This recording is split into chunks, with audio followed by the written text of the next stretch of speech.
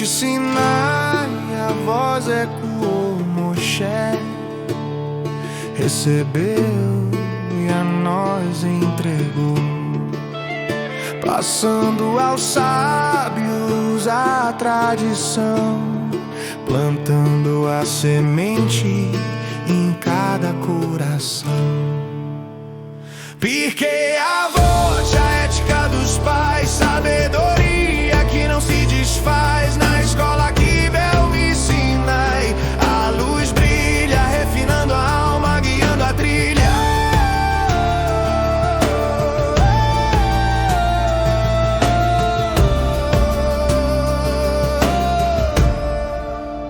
Sobre 3 pilares o mundo se mantém: na Torá, no serviço e no fazer o bem. Guimiluti, Hassadim, bondade real, afastando o homem de todo o mal. Se não eu por mim, quem será? E se for só por mim, o que restará? Se não for agora, quando então? É o despertar da nossa intenção.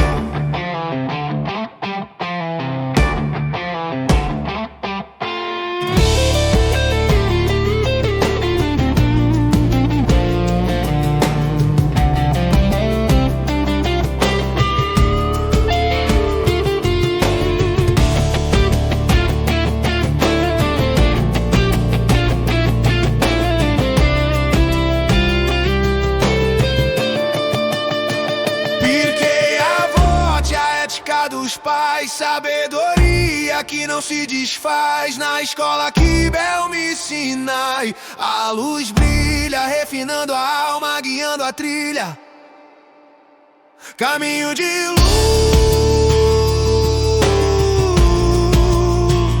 sabedoria e paz. Amém, amém, amém.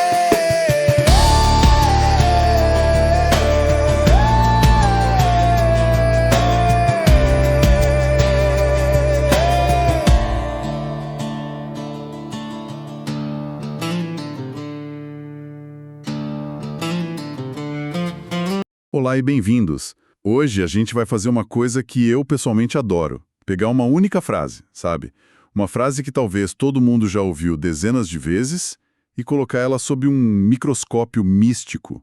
E a frase é o comecinho de Pirkei Avot, a ética dos pais. Exato. Moshe recebeu a Torá do Sinai. Parece simples, né? Super simples. Mas a nossa fonte de hoje, um ensinamento do Moré André Clem Rosa, mostra que essa simplicidade é, assim, só a casca. A proposta dele é fazer uma autópsia das letras, mergulhando fundo na Cabalá. Isso.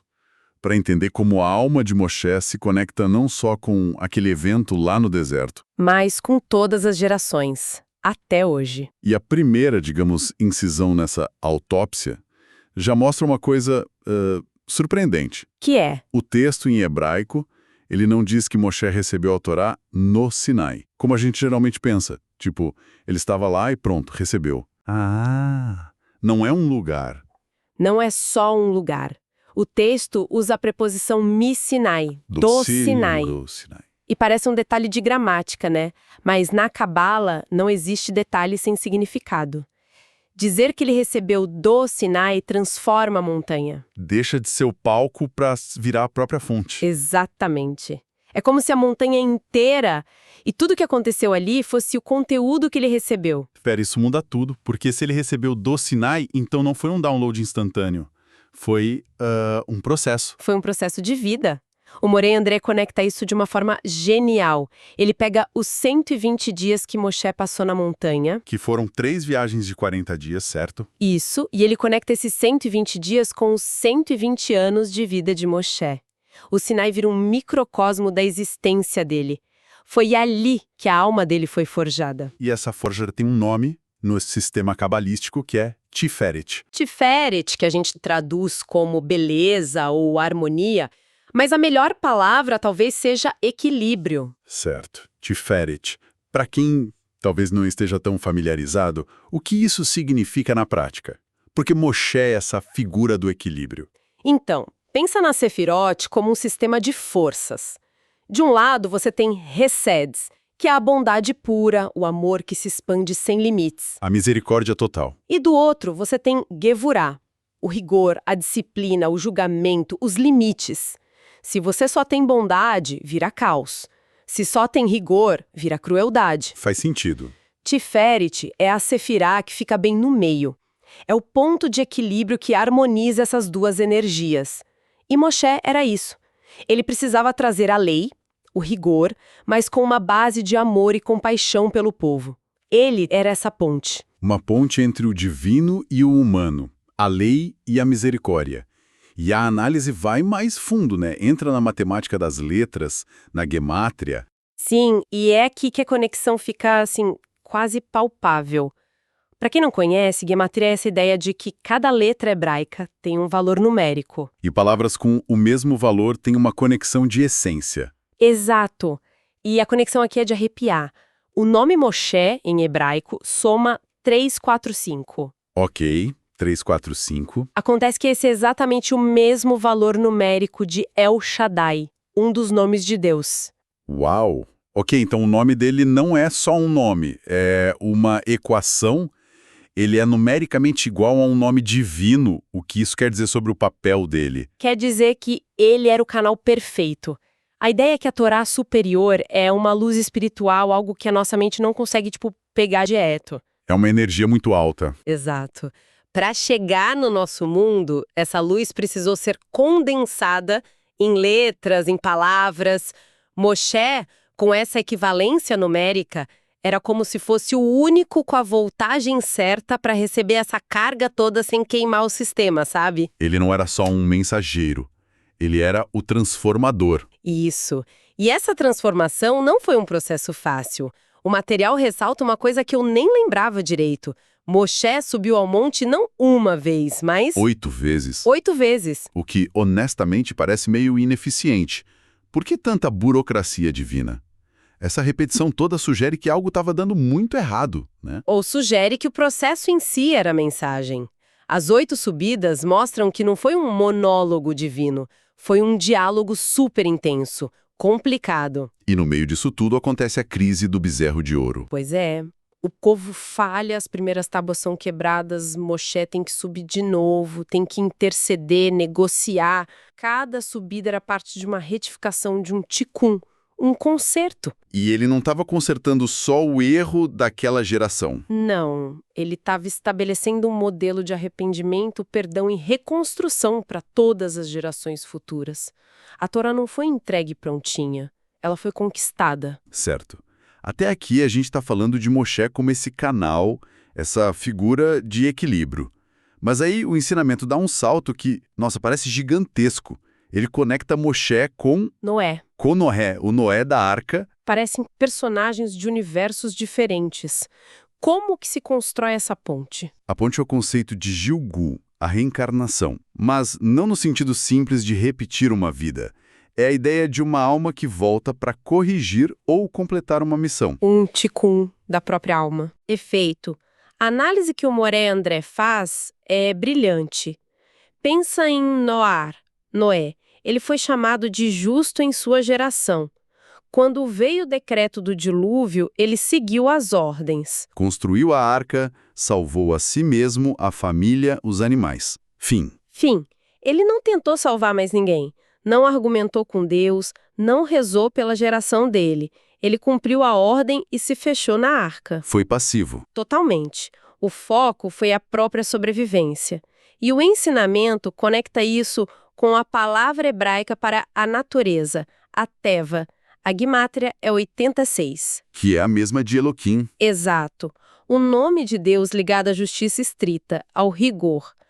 No tempo de Noé, o rigor, a natureza, agiu sem misericórdia, e Noé fez nada para intervir. E aí chega Moshe, milênios depois, numa situação muito parecida. A mesma situação.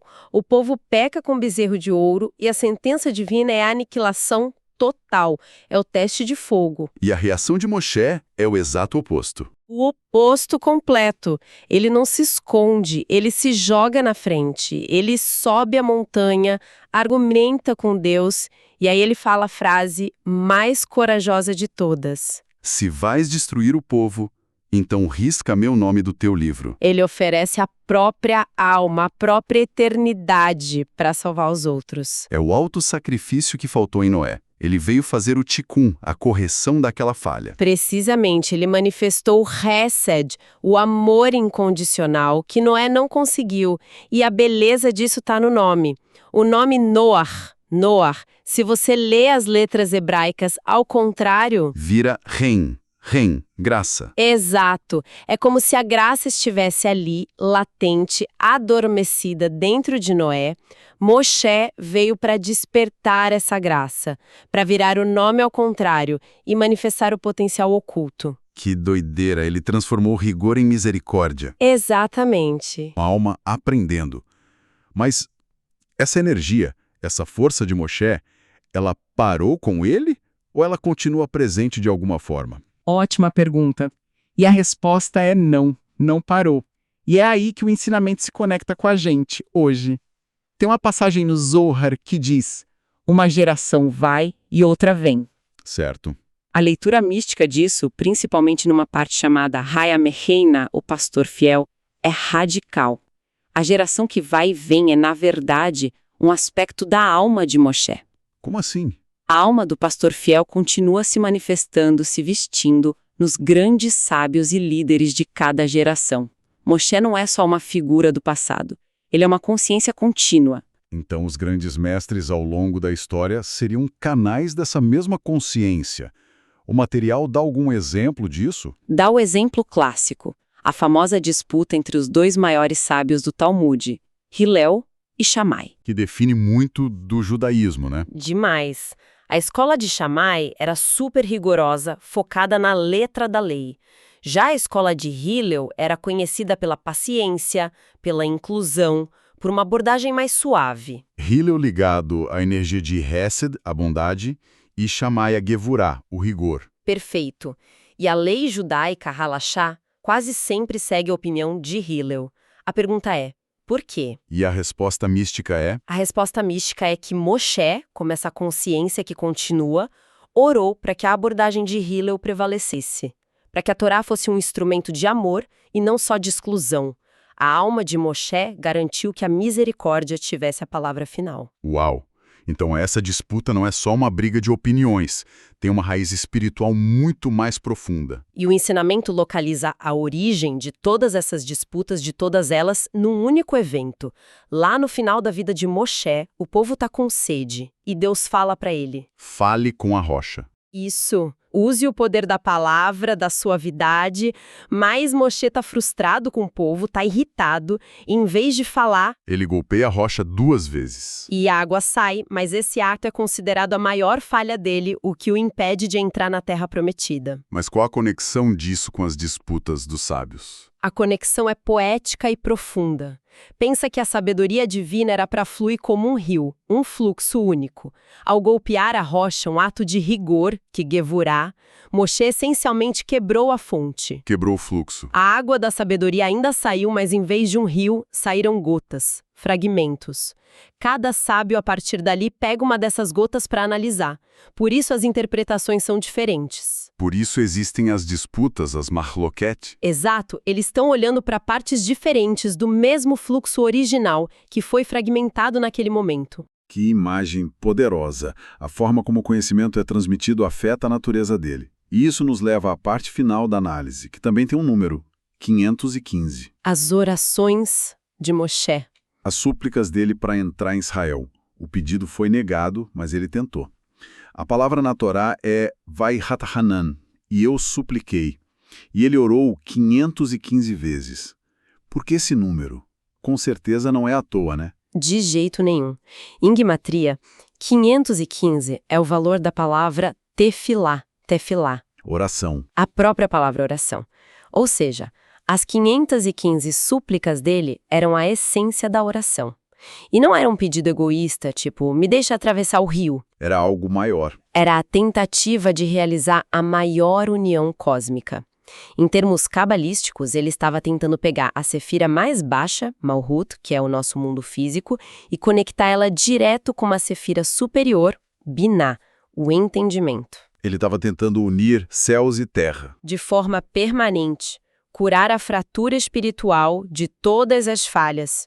Se ele tivesse conseguido, a história humana teria sido outra. Teria sido o fim do exílio espiritual. Um esforço monumental. A missão final da vida dele, que, por razões divinas, não pôde ser concluída daquele jeito. Então, depois dessa viagem toda, pelas letras, pelos números, pelas almas, qual é a mensagem final? O que o Moré Amoré quer que a gente leve disso para a vida? Não é só para virar especialista em gemátria, imagino. Com certeza não. A mensagem central é sobre a motivação. Por que estudar isso? A resposta é: por fome de alma. Esse conhecimento não é para ser acumulado. É para ser usado como uma chave. Exatamente. Cada letra, cada número é um código de acesso a níveis mais profundos de consciência. A cura, a felicidade, segundo essa visão, não vem de conseguir coisas, mas de limpar e alinhar a nossa alma através desse estudo apaixonado. Isso muda totalmente a perspectiva do que é estudar ao rezar. Muda tudo. Não é sobre pedir coisas, é sobre se transformar. E tem uma citação dele que amarra tudo, né? Sim, o ensinamento termina com uma citação direta do Moré André, que é perfeita. Ele diz: estude a Torá de todo o coração. Quando for rezar, em vez de pedir coisas, peça: ensina-me a te amar, ensina-me a amar o meu próximo. No fim, todo esse conhecimento complexo se resume a algo muito simples: abrir o coração. É isso. Que jornada! A gente começou com uma preposição, do Sinai, e terminou com um mapa da alma humana. Vimos Moshe não só como legislador, mas como esse elo cósmico que conserta o passado de Noé e se projeta no futuro através dos sábios. É a beleza desse tipo de abordagem, né? Um texto que você lê em 10 segundos se desdobra numa tapeçaria que conecta tudo. O foco sai do o que aconteceu e vai para como esses padrões continuam ressoando dentro de nós. Um convite para cada um encontrar seu próprio equilíbrio entre rigor e misericórdia. Exatamente. E isso deixa a gente com uma última reflexão para levar. O ensinamento sugere que essa falha de Moshe, ao golpear a rocha, fez a sabedoria chegar fragmentada, em gotas, gerando debate. Certo. A pergunta a se ponderar é: e se isso não for uma falha, mas um recurso? Se o conhecimento que chega aos poucos nos força a um engajamento muito mais profundo, a um esforço para juntar as peças, será que essa aparente falha não foi, na verdade, um mecanismo oculto? Um jeito de garantir que a sabedoria nunca seja recebida de forma passiva, mas que precise ser sempre conquistada, debatida e, no final, internalizada por cada um de nós.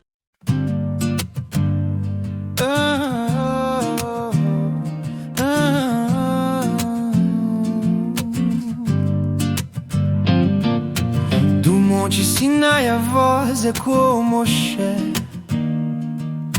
recebeu e a nós entregou, passando aos sábios a tradição, plantando a semente em cada coração. Pirkei Avot, a ética dos pais, sabedoria que não se desfaz. Na escola que Bel me ensina e a luz brilha, refinando a alma, guiando a trilha sobre 3 pilares. O mundo se mantém na Torá, no serviço e no fazer o bem. Gemilut Hassadim, bondade real, afastando o homem de todo mal. Se não eu por mim, quem será? E se for só por mim, o que restará? Se não for agora, quando então? É o despertar da nossa intenção.